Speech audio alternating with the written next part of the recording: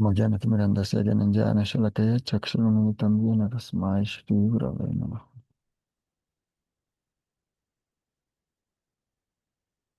Bien, muchas gracias por participar.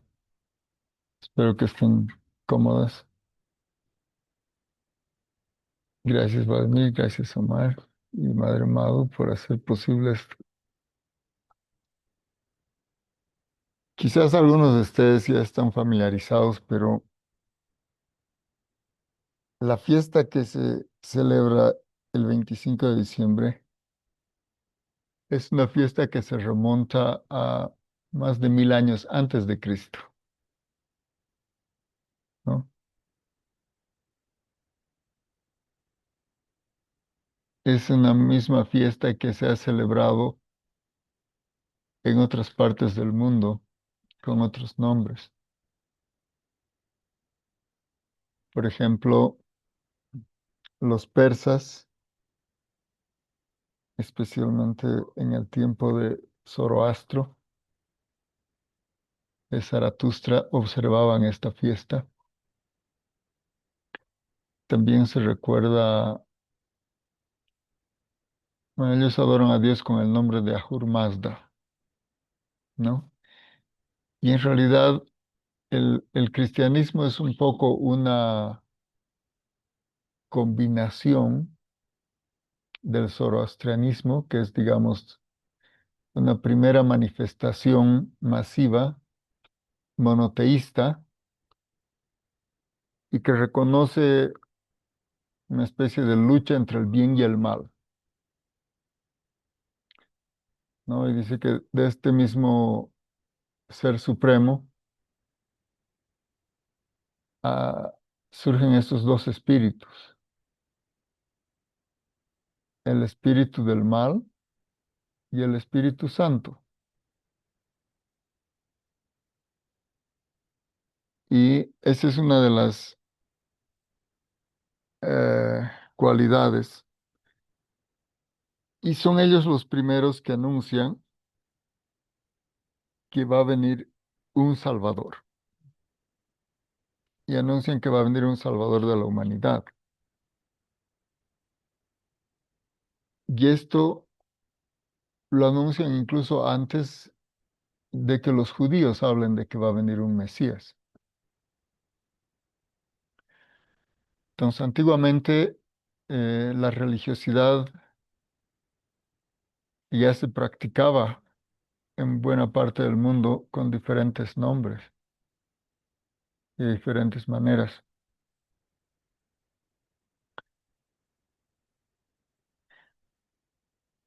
Entonces, am,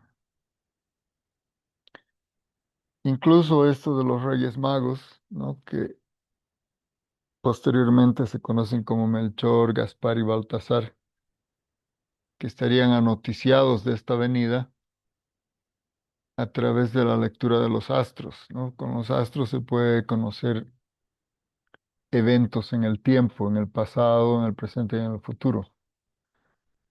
Por ejemplo, muchos de nosotros hemos leído un horóscopo, es con una predicción de lo que va a acontecer,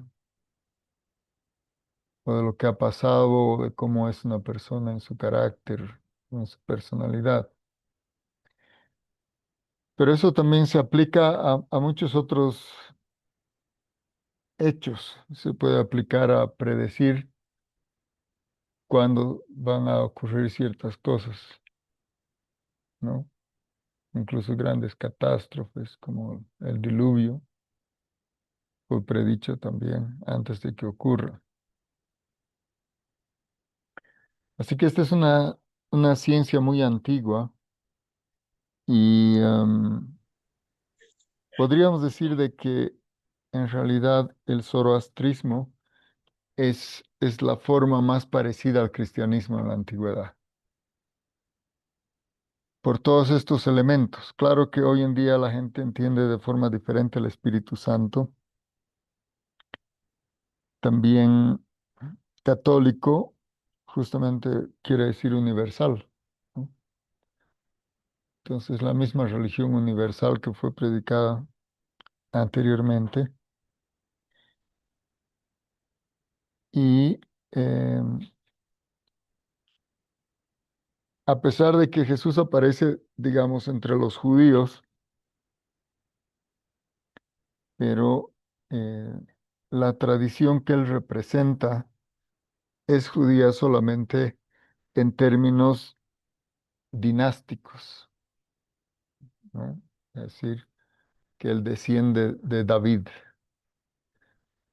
Pero en términos filosóficos y en términos de las prácticas espirituales, en realidad la mayor parte de los contenidos del catolicismo y del cristianismo tienen más influencia de los persas y de los griegos. Y los esenios. Y los esenios son una de las tribus judías en las cuales aparece Jesús y que es la tribu que tiene sus prácticas ascéticas más similares a las de los yogis. Y son curanderos, ¿no? Por eso también. Entonces, estas cosas, tanto en lo filosófico como en lo práctico, son la puesta en práctica de una filosofía muy antigua. Ahora, claro, después del tiempo de Jesús, todavía no estaba esto establecido como, como una organización religiosa. Entonces, habían seguidores, habían discípulos, pero algunos pertenecían a la tradición judía y otros eran gentiles, que venían especialmente de los griegos. Pero no estaba cohesionado como una sola organización. Entonces, después, más bien, a raíz de las persecuciones, empezaron a unirse más, ¿no? Para reunirse en las catacumbas y en ciertos lugares, porque, digamos, los romanos no aceptaban esas, ni las creencias ni las prácticas de los cristianos. Y particularmente, los cristianos eran reconocidos por dos prácticas, por el vegetarianismo y por la creencia en la reencarnación. De tal manera que ellos eran puestos a prueba en esas ideas y cuando se les ofrecía comer carne, si rechazaban, se entendía que eran cristianos. Entonces, todo eso fue practicado así hasta el tiempo de Constantino, que eso ya es en el siglo IV después de Cristo. Pero el interés de Constantino, más que el cristianismo, su interés era el poder, y por eso se unió a este grupo, porque solo así podía gobernar desde que ha sido papa. Bueno, Eso. digamos, recopilando, tomando en cuenta algunos aspectos históricos, te dice que Constantino se convierte al cristianismo por no ejecutar a Helena. Exactamente. Algunos dicen que era su madre y otros dicen que era una persona con quien tenía otro tipo de relación. Pero entonces eso invita a llamar al concilio de Nicea, el año 325.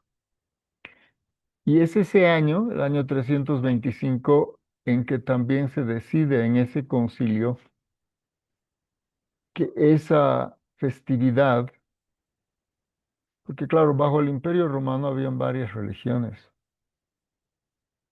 ¿no?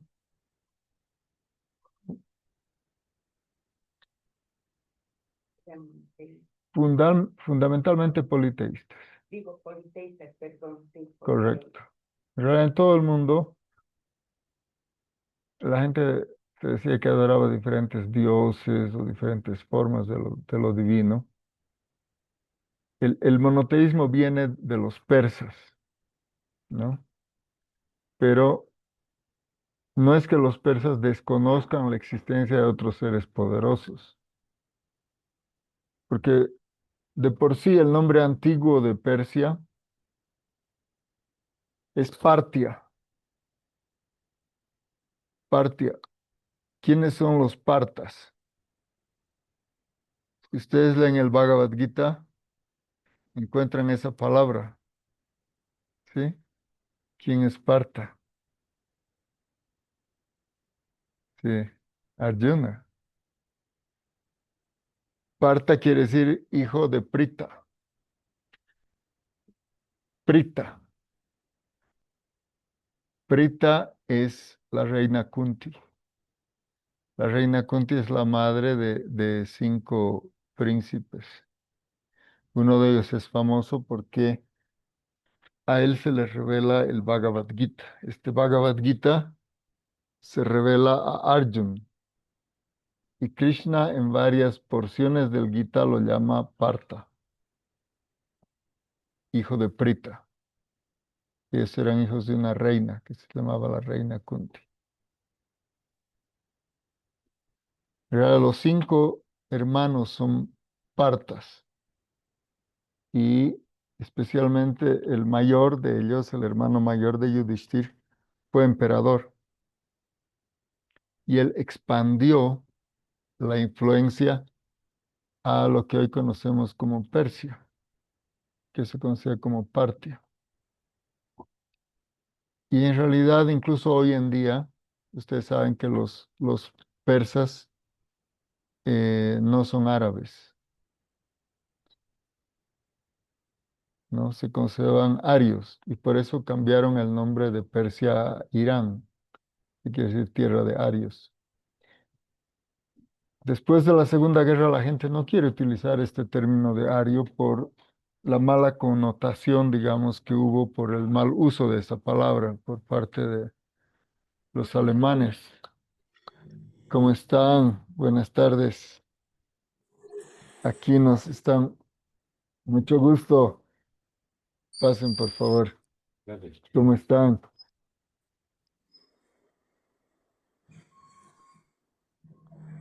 Perdón, un segundito aquí. Están participando unos distinguidos caballeros y damas.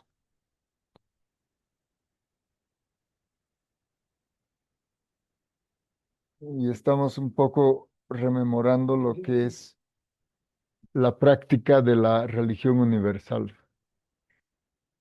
Entonces, esta festividad de Navidad que les comentaba se practica desde más de 1000 años antes de Cristo, pero era conocida con otros nombres, ¿no?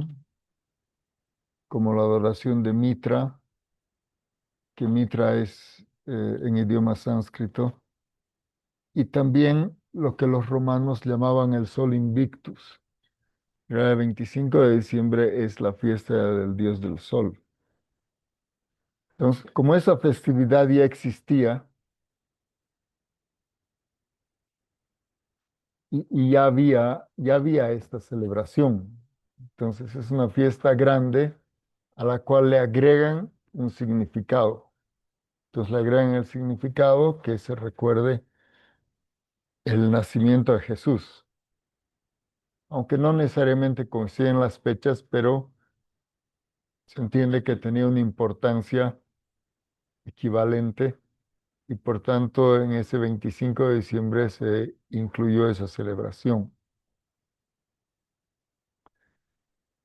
Entonces, si nosotros vemos la Navidad desde la tradición oriental, claro, incluso si ven en las noticias actuales, en varios países del Oriente, incluida la India, la gente no acepta figuras como Papá Noel o cosas así que se introdujeron después, ¿no? Alguien compartió, creo que fue el Prabhupada Beita que está aquí conectado, compartió las noticias de que en la India cuando ven estas figuras de Papá Noel las derriban, ¿no?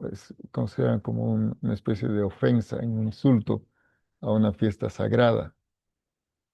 Claro, aquí se ha vuelto muy popular, especialmente por la Coca-Cola, ¿no? Que es de la cual salen todos estos símbolos y colores, y la gente ya ha adoptado esto como algo natural. Pero todavía hay muchas cosas alrededor de este asunto. Ahora, en el fondo, siempre han habido celebraciones religiosas, y como en el mundo occidental la influencia mayor son las enseñanzas del Señor Jesucristo, es seguramente el motivo principal de celebración, ¿no? Y han pasado a un segundo plano las consideraciones históricas o cronológicas de cómo esto ha llegado a ser o cómo es que nosotros estamos practicando o conmemorando de esta manera estos eventos. Entonces es importante hacer la distinción entre lo que es cronológicamente o históricamente preciso con aquello que tiene un significado tanto filosófico como espiritual, que al final es lo que importa. Si cada quien puede de alguna manera inspirarse espiritualmente con estas enseñanzas, con esta celebración, con este recuerdo, entonces ya cumplió una función eh, fundamental en el desarrollo de la espiritualidad. Ahora, ciertamente las personas practican de manera distinta este recuerdo.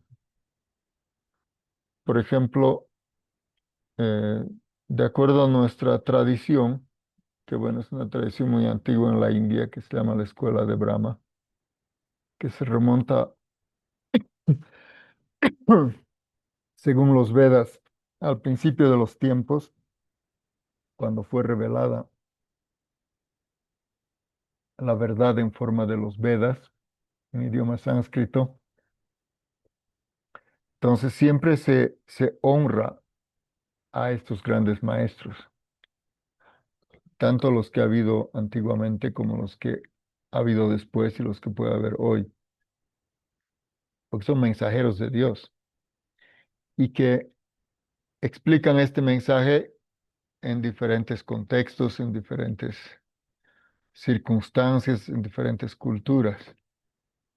Entonces, todos esos factores son factores que pueden cambiar, pero lo que no cambia es la esencia del mensaje. ¿Cuál es la esencia del mensaje? ¿Qué es, en síntesis, el mensaje que transmiten estos maestros? ¿Qué es el mensaje de Jesús en breve? El mensaje de Jesús, en forma abreviada, es que nosotros venimos del reino de Dios y que tenemos que volver. Y para volver tenemos que purificarnos, ¿no? Y esa purificación se logra agradeciendo y alabando a Dios. De hecho, es lo que él mismo enseñó. Si ustedes recuerdan, antes del Sermón de la Montaña, claro, había miles de personas reunidas y él escoge de entre ellos a 12 y los lleva a la montaña, y la pregunta que le hacen es: ¿y cómo uno se dirige a Dios? Y entonces él enseña este famoso Padre Nuestro. Claro, hay una versión en arameo, porque Jesús hablaba arameo, también hebreo y también griego, pero se dice que él oró en arameo en esa ocasión. Y la versión castellana que nosotros conocemos es esta, ¿no? De Padre nuestro que estás en los cielos, santificado sea tu nombre. Venga a nosotros tu reino, hágase tu voluntad en la tierra como en el cielo, y dánosle hoy nuestro pan de cada día. Y perdona nuestras ofensas, como también nosotros perdonamos a los que nos ofenden. Es así como hemos recibido esta enseñanza que Él dio en el Sermón de la Montaña, como la oración, cómo dirigirse a Dios. Pero Él arranca esta oración con un precepto muy importante, que hay un Dios supremo, que incluso siendo Jesús poderoso como era, Él aún rezaba, Él aún dependía de esta fuerza, de una voluntad superior. Y Él mismo dice, hágase tu voluntad y no la mía. Entonces, tenemos que entender que hay dos categorías muy claras. Una categoría es una categoría divina que es superior a nosotros y la categoría en que nosotros nos encontramos, que somos como pequeñas criaturas de Dios y que dependemos de esa relación. Dependemos incluso de nuestro alimento. Y eso también fue dicho en el Sermón de la Montaña.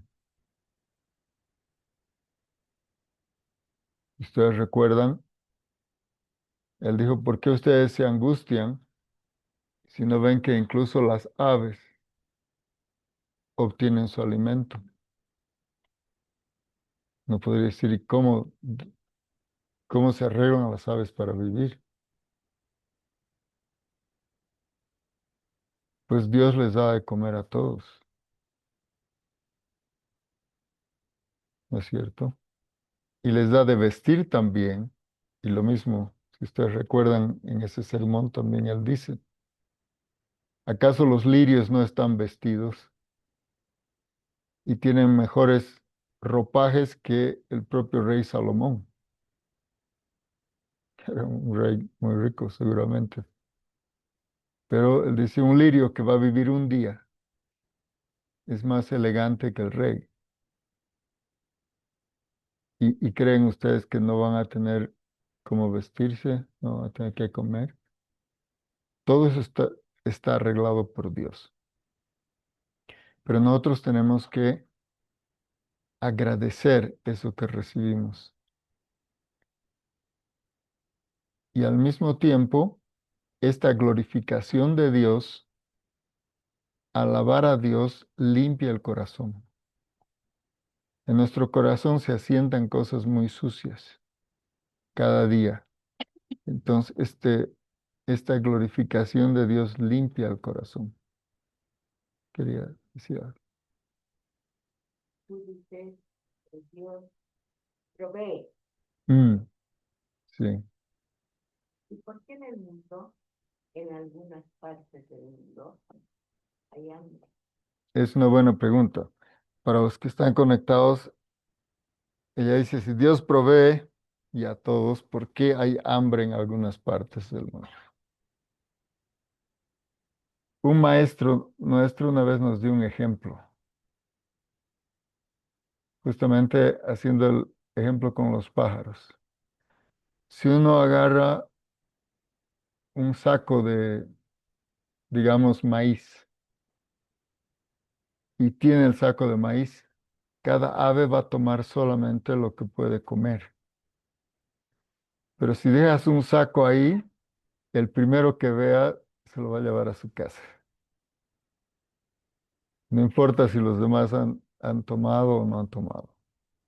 Y de ahí vienen los mandatos de las escrituras. La escritura védica dice que uno no debe tomar más allá de lo que le corresponde. Cada quien tiene su cuota. Todos los seres tienen su cuota para subsistir. Pero lo que pasa es que alguien se apropia de lo que no le corresponde y entonces le deja sin su cuota al otro. Pero también eso tiene una otra razón, decir, ¿y por qué no lo arregla Dios, digamos? Pero ocurre lo siguiente, que cuando uno hace eso, en el futuro él va a ser privado de su alimento. Es como funciona la justicia divina. Si tú haces un daño a otra persona, después te lo van a hacer a ti.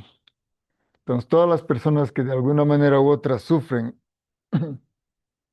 es porque lo han hecho en vidas anteriores o en esta vida. Y por eso uno tiene que aprender siempre a honrar la gracia de Dios. El que desperdicia o el que toma lo ajeno va a sufrir carencia. ¿Sí? A veces uno nace como príncipe, a veces nace como mendigo. Estamos nosotros naciendo y muriendo constantemente en este mundo, porque el alma es eterna, el alma es inmortal. La primera lección que hay es que nosotros nunca morimos, somos inmortales. Eso es lo más importante de entender. La muerte en realidad solo es un cambio de cuerpo. Este cuerpo tiene una fecha de expiración. Es una maquinaria muy sofisticada, una maquinaria biológica que dura cierto tiempo y con el tiempo se va deteriorando hasta que llega un punto donde no funciona más. Pero el alma es inmortal. El alma entonces toma otro cuerpo, otro vehículo, excepto que esté completamente purificada. El alma completamente purificada ya no vuelve a nacer en este mundo, sino que se va al mundo espiritual, se va al reino de Dios.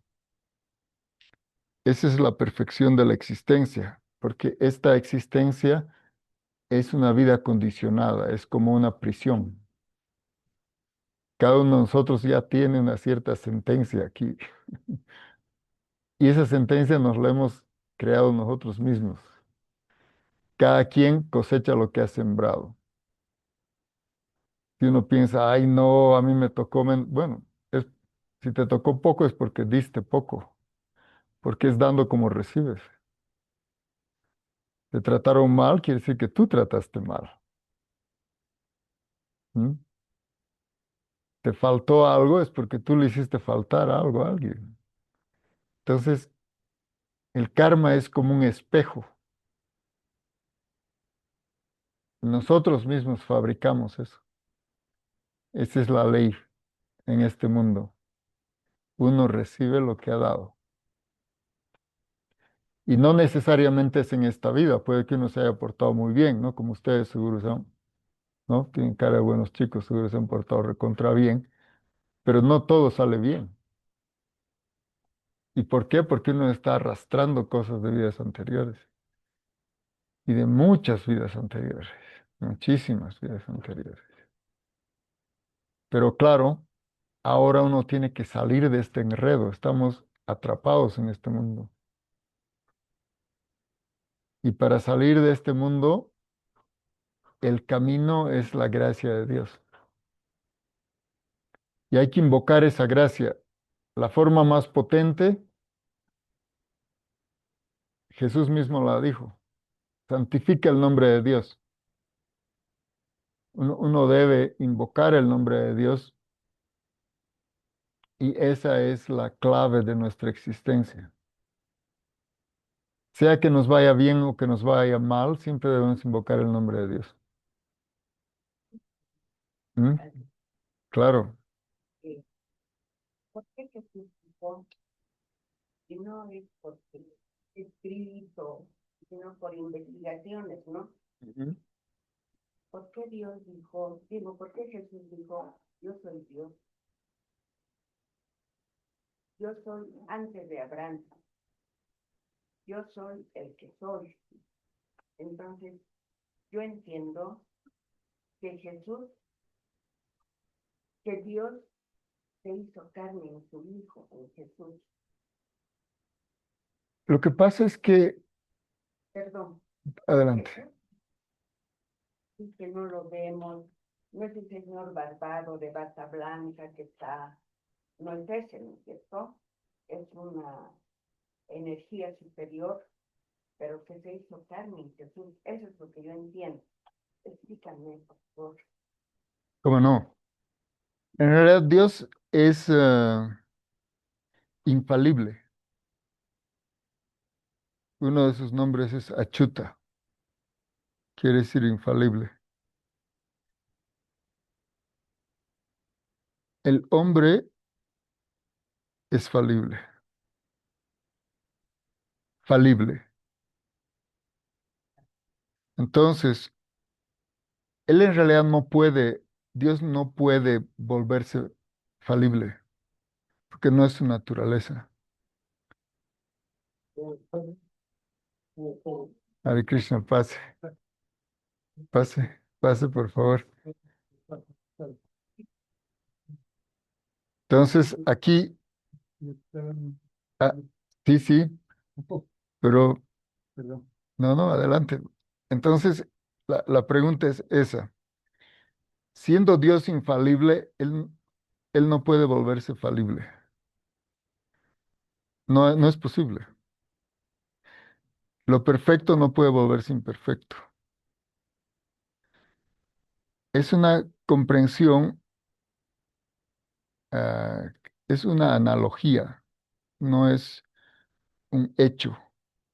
A veces nosotros para describir un hecho usamos una metáfora. Entonces, cuando una persona, digamos, es ha alcanzado la perfección, digamos, en el caso de Jesús, adquiere cualidades divinas. De hecho, ah, Dios mismo es la fuente de todas las cualidades. Y las personas que se acercan a Dios desarrollan esas cualidades. Es como el fuego y el hierro. El fuego, digamos, su cualidad es la luz y el calor. Si uno acerca una barra de hierro al fuego, adquiere las cualidades del fuego. Esa misma barra de hierro, si uno la pone al hielo, adquiere las cualidades del hielo. Es fierro, pero en combinación con el fuego se vuelve como fuego y ese hierro cuando está en combinación con el hielo se vuelve como hielo.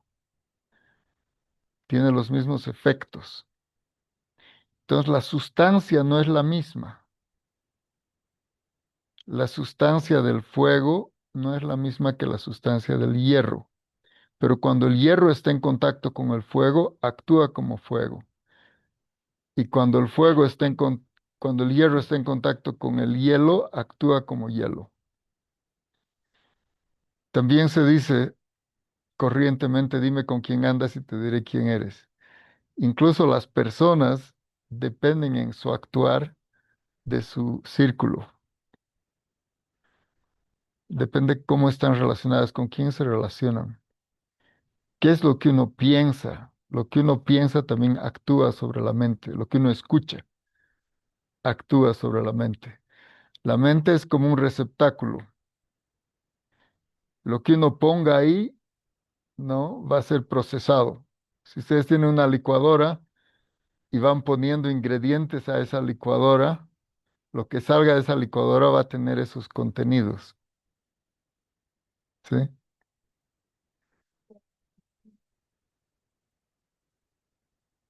No,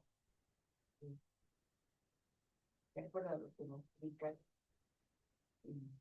Jesús no es Dios, fue imperfecto. O sea, ser hombre o ser mujer es una imperfección. nacer en este mundo es una imperfección, porque es un cuerpo, No siempre, no, ¿no? Por lo menos, claro,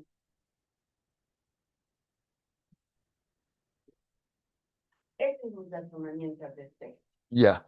Los hombres han creado la iglesia, cualquiera se puede, Ujú, han creado la iglesia para ejercer un poder sobre los demás, eh, para tener un intermediario con Dios. Yo creo en Dios ujú. y creo que Jesús, que Dios se ha hecho en su Hijo, se ha hecho Dios, porque Jesús en su mensaje siempre decía eso. Entonces, yo creo que sí, Jesús es Dios. Lo que no entiendo es que si fue perfecto o imperfecto, porque tú estás diciendo, si está lejos del fuego, allá no, ya no es fuego.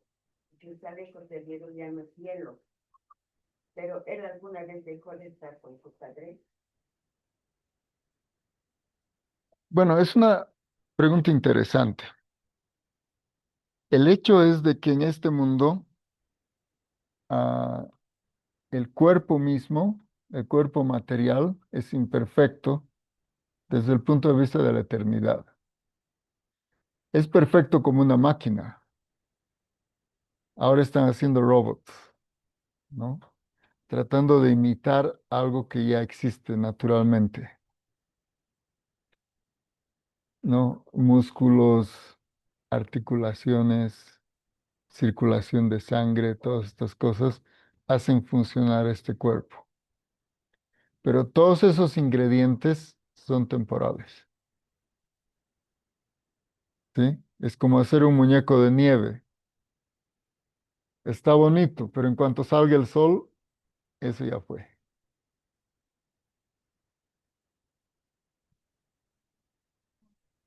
Que murió en la cruz, pero resucitó.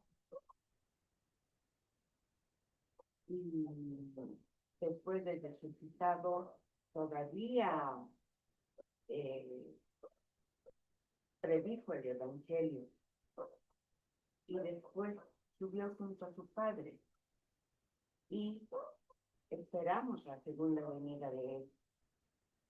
Y creo que esa es la razón por la que nosotros tratamos de ser, si no llegamos a ser perfectos, tratamos de practicar el convivir con los demás de forma buena, de, de perdonar, aunque hay algunas cosas, no que uno no olvida, pero intenta perdonar, Ujú.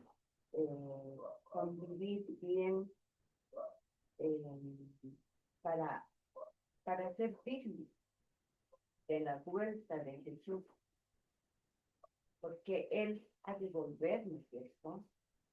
Pero Y esa haremos una pausa porque son varios axiomas, varias cosas que estamos aceptando al hilar ese razonamiento, ¿sí? Y hay que ir por partes, si no va a ser difícil, digamos, desentrañar ese contenido. La primera cosa es que en este mundo estamos sujetos al sufrimiento y ese sufrimiento se debe a nuestras acciones y el gozo también, ambas cosas. Pero, ¿cuál es la causa? ¿Alguien nos obliga a hacer alguna maldad o alguien nos obliga a hacer algo bueno? Es el libre albedrío. Entonces, el alma cuando se encuentra en este mundo, si bien este mundo es ajeno, es otra parte importante de las enseñanzas de Jesús, no somos de aquí. Nosotros somos ajenos a este mundo. Estamos en el mundo, pero no somos del mundo. Este es un mundo diferente. no es nuestro mundo natural. La naturaleza material no solo es diferente, sino que es opuesta a la naturaleza espiritual. A esa naturaleza material en este cuerpo se lo llama la carne, ¿sí? Quiere decir que este cuerpo mismo genera cosas que son opuestas al espíritu. Es una contradicción nuestra existencia en este mundo. Y por eso la vida espiritual es desarrollar una fuerza superior a la fuerza que ejerce la materia sobre nosotros. Eso es. Pero esa fuerza superior es el propio Dios. Esa conexión, por ejemplo, aquí yo he conectado esta computadora al enchufe, estoy sacando esa energía. Si no tuviera esa energía, esto no funcionaría.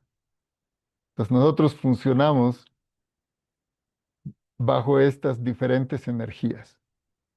Ese es el segundo tema, hay que entender cómo funcionan las energías. Y el Bhagavad Gita dice claramente, Bhumirapo nalovayukan manobudir evacha. En lengua sánscrita quiere decir que todo lo que vemos, sentimos, tocamos, todo lo que es materia, tierra, agua, aire, fuego, incluso el éter, es un tipo de energía inferior. Incluso la mente, la inteligencia y el ego falso son parte de esta energía inferior. Y después se dice en la escritura, apareya mitastam prakriti videme param. Hay otra naturaleza distinta, que son los seres vivientes, las almas, eso somos nosotros, todo lo que está animado. Las almas pueden residir en un cuerpo humano, en un cuerpo animal, en un cuerpo vegetal. Esos son solamente cuerpos. Pero el alma, el Señor dice, son como chispas de mi propia energía. Son eternas. Como Dios es eterno, cada chispa espiritual, y esa palabra usa el Señor, Mama y Vamsho, dice, ha salido de mí, es una energía producida por mí. Es algo eterno. En un mundo temporal, la chispa espiritual es eterna. Eso es lo que te decía. Pero Eh, terminaré, pero terminaré. Son 4 temas que hemos abordado. Entonces, esa energía espiritual de la cual nosotros somos parte es una energía divina. Cuando uno se conecta con Dios, recupera esa naturaleza. Eso es la perfección. La perfección no es que uno pueda ver de aquí a 10.000 kilómetros o pueda ganar el campeonato de atletismo, sino es recuperar nuestra función natural que es servir a Dios. Las- la función nuestra es esa, somos sirvientes de Dios. Cuando servimos a Dios, eso es el estado de perfección. No quiere decir que todo lo que hagamos es perfecto, pero si hacemos eso como un servicio a Dios, es esa función. El servidor, ¿cuál es la perfección del servidor? Que haga su servicio. Entonces, ese es el punto 3.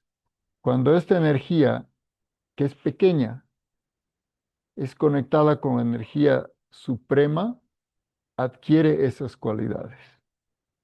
Pues cuando hablamos de personas como Jesús, esa conexión hace que Él manifieste esa energía divina.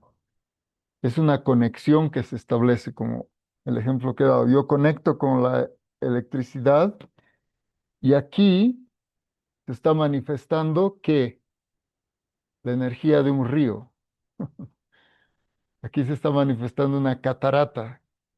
Han transformado la energía de esa agua en electricidad. Esa electricidad ha llegado hasta aquí y ahora yo le he puesto aquí. Esta misma energía que es una catarata está aquí en esta máquina en este momento, porque está conectada. Esa conexión es lo que hace la perfección. Si está conectado es perfecto. Entonces, si nosotros nos conectamos con Dios, nos volvemos perfectos. Pero no es una perfección material, es una perfección espiritual. Y las almas que están perfeccionadas regresan. ¿Y cuál es la fuerza para salir de este mundo? Es el amor por Dios. El amor es la fuerza que lleva al alma a diferentes situaciones. Entonces, el amor por Dios es la fuerza que hace que salgamos de este mundo y nos vayamos con Dios. Y el cuarto punto es un punto muy importante de los que he mencionado. ¿Cómo es que en este mundo nosotros, independientemente si las organizaciones religiosas, digamos, tienen otros propósitos, etcétera, etcétera, nosotros sacamos la esencia de las cosas? No es que necesitemos una institución para alcanzar esa perfección. Esa institución puede o no ser útil, pero lo que sí es imprescindible es que tenemos que estar conectados con Dios.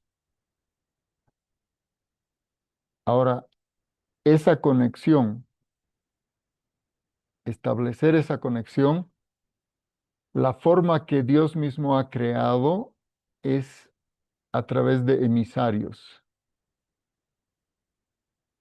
Entonces, cuando hablamos de la segunda venida de Cristo o de la primera venida de Cristo, tenemos que, y voy a terminar con esto solamente para esta mención, si nuestro cuerpo va a morir, digamos dentro de, qué sé yo, puede ser cualquier rato, pero pongámosle 10 años o 20 años, este cuerpo ya no existe, se vuelve tierra, polvo, se vuelve otra cosa, de ahí sale una rosa o sale otra cosa. Ya no hay más este cuerpo. Lo que viene, ¿qué es lo que viene? ¿Cómo es esto? ¿Qué es el juicio final? El juicio final es el juicio al final de cada vida. No es que todos tienen que esperar ahí en el cementerio pacientemente a que, ya a ver, llegó, salgan de sus tumbas. No. Igual que la idea de Dios con una barba blanca, que es una creación de Miguel Ángel, ¿no? Que le encargaron pintar y bueno, se imaginó algo así. De la misma forma, a veces cuando la gente quiere representar el juicio final, piensa que va a haber un momento, que no se sabe en qué momento, que va a haber un juicio a todos. Es que estamos acostumbrados a un sistema de justicia muy malo, como el que tenemos acá en el mundo. Es cada que uno deja este cuerpo. Para que le den un próximo cuerpo, tiene que ser juzgado para ver qué cuerpo le van a dar. Entonces, es algo que ocurre en diferentes momentos. Está ocurriendo en cada momento. Cada que una persona muere, a ver, ¿qué ha hecho este? Ah, perfecto, le va a tocar esto.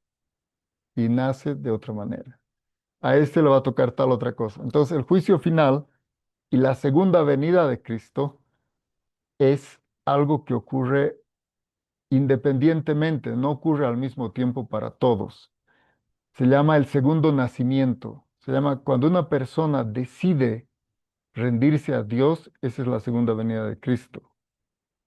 Su vida cambió.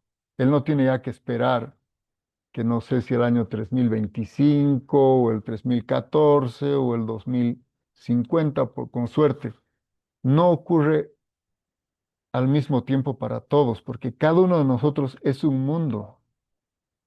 Cuando se habla de mundo, a veces se habla del mundo material y a veces se habla de nuestra propia mente. Nosotros, cada uno de nosotros es un mundo. Usted es un mundo. Ella es un mundo. Ella es otro mundo. Él, cada uno es un mundo. A ese mundo, a ese su mundo, la segunda venida viene cuando se entrega a Dios. Eso es resuelto.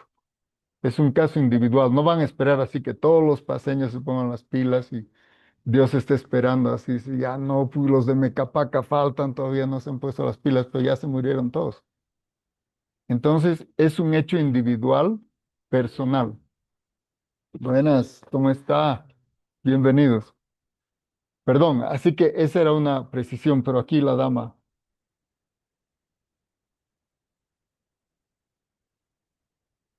Yo Mm, sí lo porque él quería formar, mirar mm. formación con Dios Padre. Ujú. Entonces, por eso es que él decía, yo soy Dios. Además, ahí está la teología, ¿cierto? Dios Padre, Dios Hijo, Dios Espíritu Santo. Y como él afirmaba ante los judíos que era el camino, la verdad y la vida, y por eso también que le consideraban un blasfemo y le querían pelear, ¿no es cierto? Entonces, Bueno, en lengua sánscrita se dice que nosotros somos también Brahman. Dios es Brahman, que es espíritu inmortal, y nosotros también somos Brahman. A veces la gente se saluda, Ham Brahmasmi, yo también soy Brahman. Todos somos hijos de Dios, pero no, correcto, pero solo se manifiesta eso cuando reconocemos eso. Entonces, cuando uno se conecta, se manifiesta eso. Entonces, es una cosa que a veces, sea en las escuelas o en las iglesias, se enseñan textos estándar y claro, parecería que es el mismo mensaje para todos, pero en cierta forma es un mensaje diferente para cada uno de nosotros. Sí, aquí digamos, antiguamente los aristócratas tenían una enseñanza personal, no iban a una escuela, digamos, ahí donde todo el mundo aprendía, sino que el maestro le enseñaba personalmente. Y esa es la relación con Dios, es una relación muy personal. Y a veces, según nuestra condición, nosotros lo entendemos de una manera o lo entendemos de otra. Y eso no es un problema, es parte de nuestra circunstancia. Y Dios, de acuerdo a nuestra circunstancia, nos va a hacer llegar ese mensaje. Pero lo único que necesitamos es tener nuestro recipiente, nuestro corazón preparado para esa venida.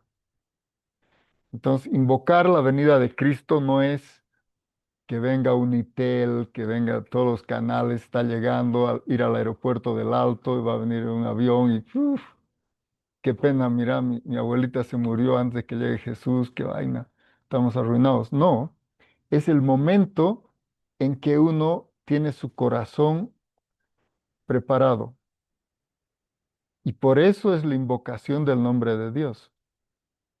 Entonces, cuando uno invoca a Dios, ese corazón se prepara, se limpia y en ese corazón limpio, Él viene.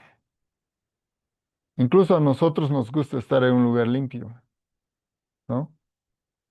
Ahí tenemos nuestras escobitas, ahí uno limpia su lugarcito así, tan, tan, ya, ahora sí, o uno se baña. Entonces, igualmente, cuando uno limpia su corazón y invoca esa presencia se manifiesta. Esa es la segunda venida de Cristo, ¿no? Perdón, Una pregunta, claro. no sé, no me queda claro. Nosotros somos materia, ¿no es cierto? Ney, Viene el alma y toma un cuerpo, y también de los animales, decía. Entonces, ¿cómo es? Nosotros somos seres racionales y estamos hechos a semejanza de Dios? Entonces, no sé, para mí eso es una confusión. No creo que estemos a la altura de los animales, ¿no? Sí, claro que ellos también son creados por Dios, los animales, pero nosotros nos ha hecho diferentes, ¿no? hay diferentes modelos. Hay Fórmula 1, hay camión, hay bicicleta, hay monopatín. Son vehículos. Ahora, en la primera parte de su razonamiento hay un error. Nosotros no somos materia. Es justo lo que hemos estado analizando al principio. No somos materia, pero estamos en un mundo material. Somos nosotros visitantes de este mundo y también de este cuerpo, porque este cuerpo nos los dan y nos lo quitan. Es provisional. Este cuerpo no dura mucho. Con suerte algunos llegan a los 100 años así, pero ya raspando. Pero cualquier rato, a veces uno del cuerpo de niño ya se lo quitan. Entonces quiere decir que nuestra existencia es antes y después de este cuerpo. Lo que es eterno es esto que se llama el alma espiritual, que entra en el cuerpo, como uno entra en un vehículo. Y a veces ese vehículo deja de funcionar, uno se va a otro vehículo. Entonces, es importante entender la diferencia entre la materia y el espíritu. ¿Cómo se distinguen? La materia tiene tres características. Primero, que su manifestación es temporal. Esto algún momento fue tierra, otro momento fue una caña, ahora es una silla, puede volverse ceniza, esa ceniza puede volverse una flor. Esto es temporal. Temporal es lo primero, y estos cuerpos son temporales. Ahora, si alguno de ustedes tiene cuerpo eterno, me disculpo, pero yo todavía no he sabido de un cuerpo que dure para siempre. Es temporal. La segunda cosa es que la materia es inerte. La materia no tiene conciencia. Yo podría reñir a esta silla, le puedo decir, ay, ¿tú por qué estás así? ¿Qué te pasó? No va a tener ningún efecto. La conciencia no está presente en la materia. Y la tercera es que tampoco experimenta lo que nosotros podemos llamar felicidad.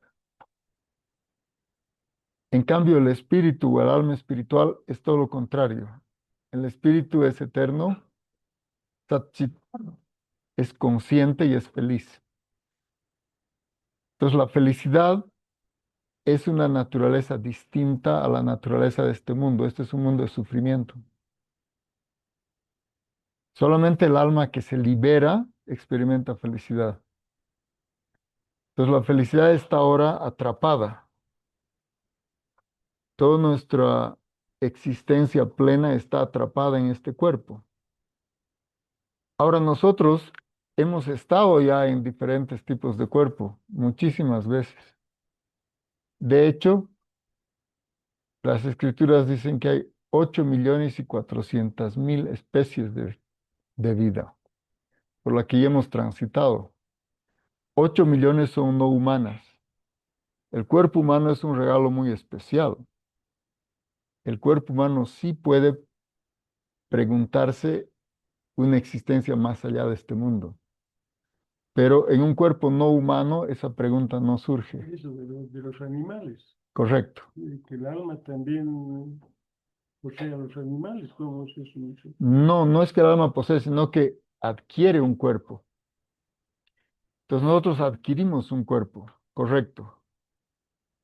Sí. Y justamente yo decía que eso caracterizaba al mismo cristianismo antiguo. Porque ¿cuáles son las dos reformas principales del cristianismo? La primera reforma, el Concilio de Nicea, el año 325, ¿no es cierto? Y en ese concilio es que el Sol Invictus se vuelve la Navidad, ¿no ve? Y se alinea con la festividad que tenían tanto romanos como persas y otros, se vuelve una sola fiesta. Y después, posteriormente, el año 530.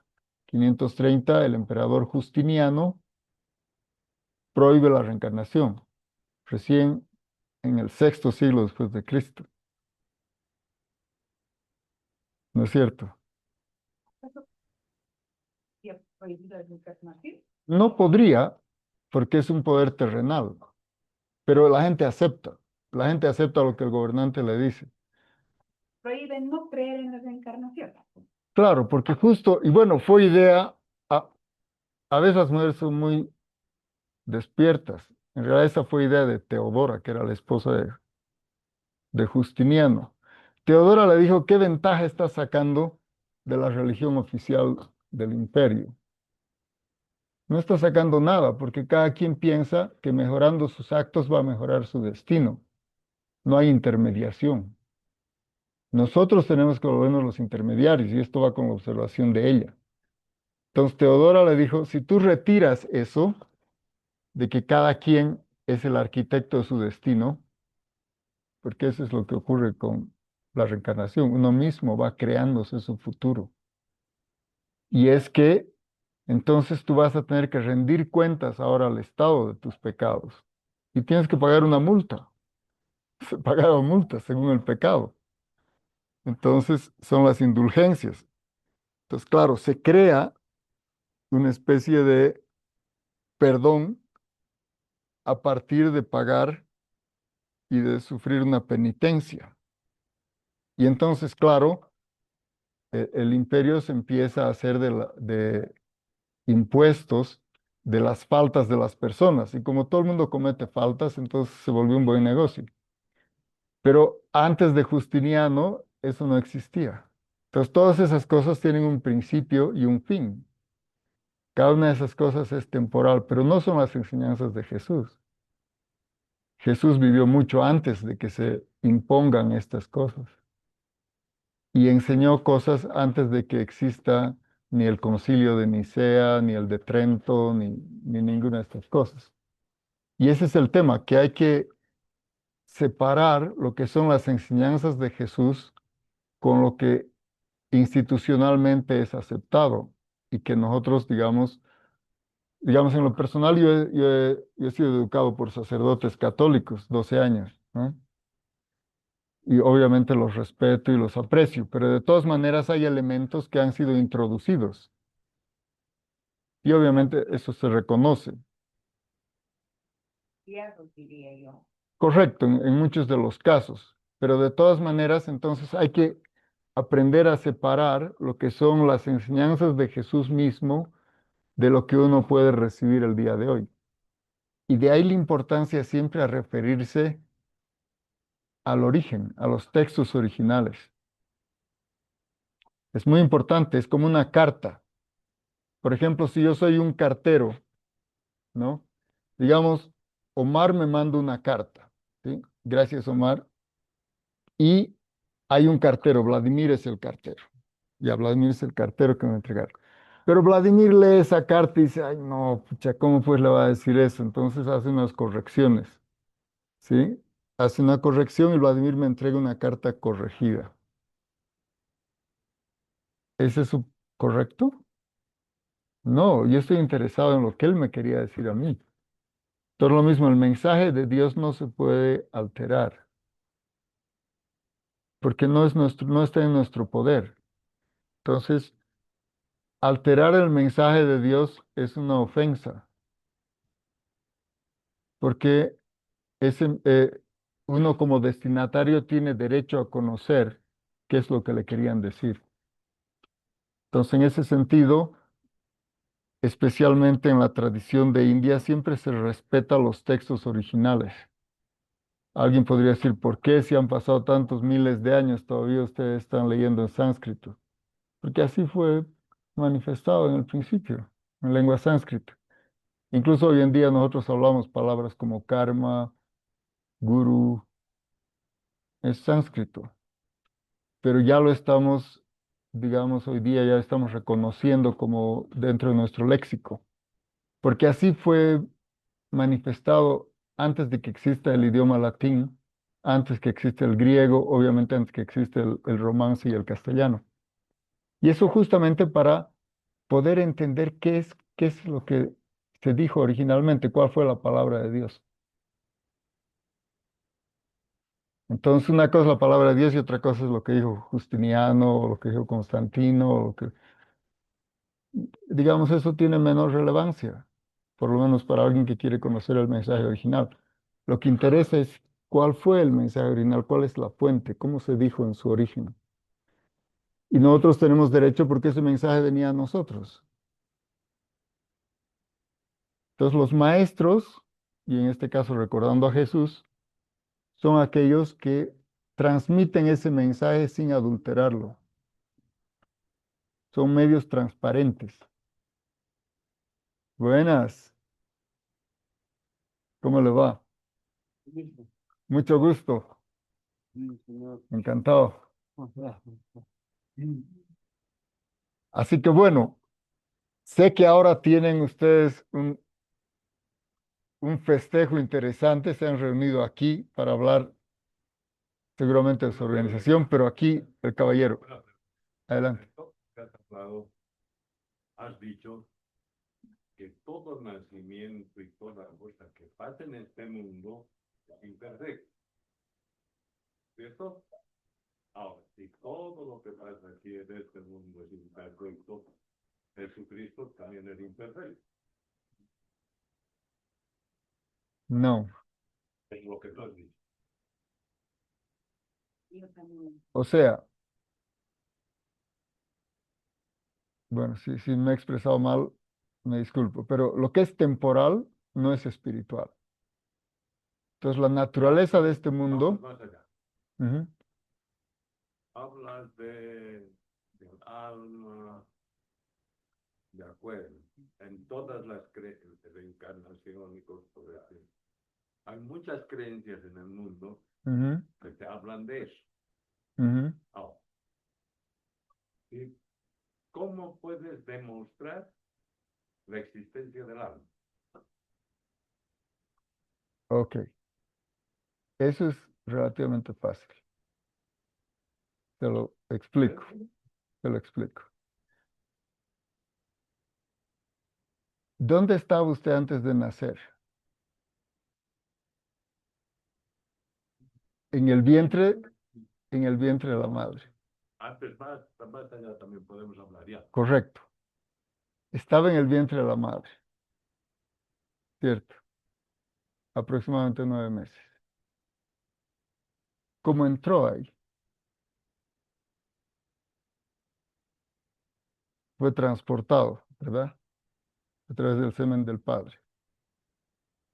Es ese cuerpo, como en forma de un embrión, prácticamente invisible, usted ya estaba ahí. Y el cuerpo se va desarrollando alrededor de ese embrión. Lo que va desarrollándose es un cuerpo y ese cuerpo va cambiando. Entonces, en el momento del nacimiento, ese cuerpo que pesaba de repente, qué sé yo, 1 miligramo o menos, ya pesa 3 kilos. ¿De dónde han salido esos 2.999 gramos? Vamos más allá ya. Ya, Has dicho que la reencarnación, que hay un alma que va a otro cuerpo. sí, ¿Verdad? correcto. Bolivia cuando no existía Bolivia, habían 4 o 5 habitantes. Ahora hay 10 millones de habitantes. ¿De dónde salen esos 10 millones de almas? Muy bien, es una buena pregunta. Pero no hay solamente seres humanos.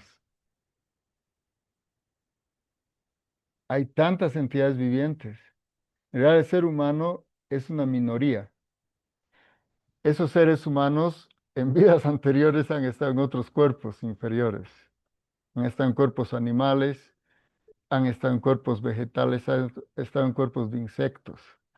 Entonces, esos cuerpos se van abandonando, el alma va pasando a cuerpos superiores en su existencia.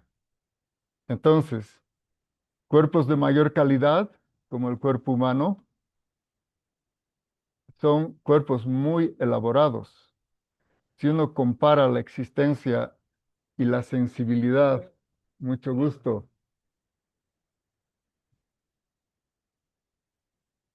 Hola, perdón. Bueno, va a empezar la reunión, vamos a hacer una pequeña pausa.